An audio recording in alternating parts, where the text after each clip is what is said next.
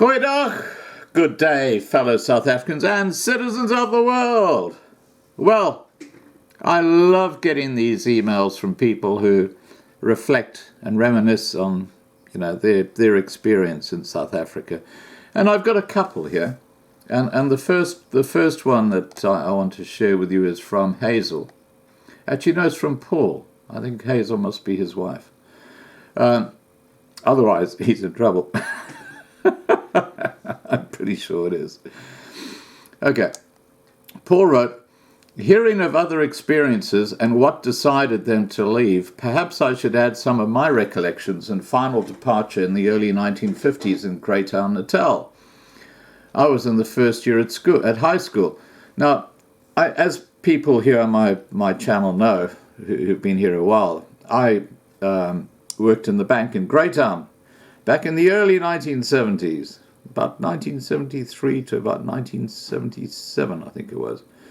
And I remember Greytown so well. My mother was the mayor's personal assistant when that municipality was running profitably. In fact, the rates in Greytown were very low because of the pine tree plantations that the municipality owned. And they got huge amounts of revenue from that. Now, you wonder what's happened to all that money under black rule. Anyway, I'm totally digressed. Let me get back to Paul's email.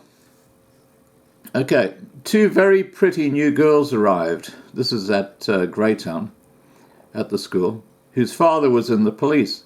Shortly after arriving, the father went out with others to separate faction fights. And I have talked about what faction fights are. And for those of you who don't know, it's quite extraordinary. This shows the actual violent nature of the Zulu people. Basically what happens is it's like a grudge fight. Let's take, for example, the situation where a Zulu in one village thinks that a Zulu in another village has been having an affair with his wife while he's been out working on the gold mines. He'll get together with all his mates in the one village, and they'll go and attack the other village in the middle of the night and basically kill everybody. And these faction fights are absolutely awful. And this was back in the 1970s. And I guess they're still happening today. Okay, getting back to his email, he says, this was often done to try to stop fights. Oh, sorry. Let me go back one. Two very pretty young girls arrived, whose father was in the police. Shortly after arriving, the father went out with others to separate faction fights. This was often done to try to stop fights or murders. Well, the police were surrounded and hacked to death, leaving these lovely girls orphaned. Also in the 50s, there were riots at a township in Port Elizabeth, and the police wouldn't go in, saying it was too dangerous. Two nuns persuaded the police to let them in, saying that they knew everyone, and as they had helped them for many years. Short story, the two nuns were murdered.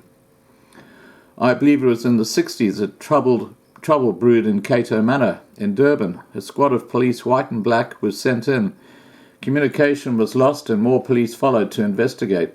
They found all 6 had been murdered, but they must have put up a big fight as all guns were found and ammunition expended. The Africans didn't yield their dead as no other bodies were found. As for me, I was employed by Atlas Aircraft Corporation as a civilian doing work for the Air Force. Security, cleared. I heard a lot of what was happening and thought that what was taking place today would start in the mid-70s. So we decided to leave, as I didn't want my children to grow up in a country of conflict. We went through a very stressful time as the government tried to stop us leaving. I am at the moment writing our experiences, but with over 40 years to write about, it's an enormous job. It's because of my background that I check to see if emails are received. Enjoy, and being from Greytown, you may know some of the above. Oh yes, I know a lot of the above when it comes to Greytown. It's absolutely appalling what's happening there. And like the rest of South Africa, I mean, the minority groups, and in particular the whites, are living in a real they're living a life of terror. I mean, they're all going to be suffering from PSTD. I mean, it's just shocking. The world should wake up. It's just really terrible. And the second email is from John. And John is from, or he worked in Umzimkulu. I worked at the little bank agency, Barclays Bank Agency in Umzimkulu, back in the mid-1970s, before I went to Escort. And I was at that time probably about 20 years old, I guess. But that little bank agency was probably the most dangerous bank agency in the whole of South Africa. And I think that John would agree with me about that, but I worked there for about a year. Hi Scott, this is John's email. Hi Scott, good job you're doing, watching all your videos. I worked at the Umzimkulu post office from 1966 to about 1971. That preceded me by a few years, about 5 years. Now staying in Pietermaritzburg and can see exactly what you're talking about. I went to school in Akopo and stayed there also. Lived and worked in the Pinetown and Westville post offices. Now retired in Pietermaritzburg. Have been visiting Adelaide in Australia and now on holiday in New Zealand. Having 2 daughters in either country, with the youngest one, also a daughter, living in Israel. My other daughter lives in Hilton. I have 4 daughters. Going back home to Pietermaritzburg middle of July and dreading the thought of it. I have been hijacked in Hillcrest, stabbed in Durban, and had a guy shoot at my head, 5 shots at close range, one night in my yard in Mosley Park, Pinetown, and he missed. Only God saved my life that night.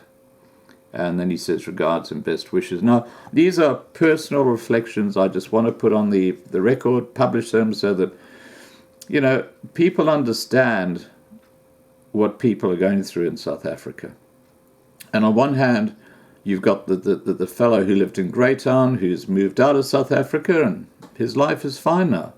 And on the other hand, you've got John, the fellow who worked at Umzimkulu post office, who is living in hell because he still has to go back to South Africa. It's absolutely awful. Please remember to subscribe to be kept informed. Ring the bell to get the updates, and have a great day.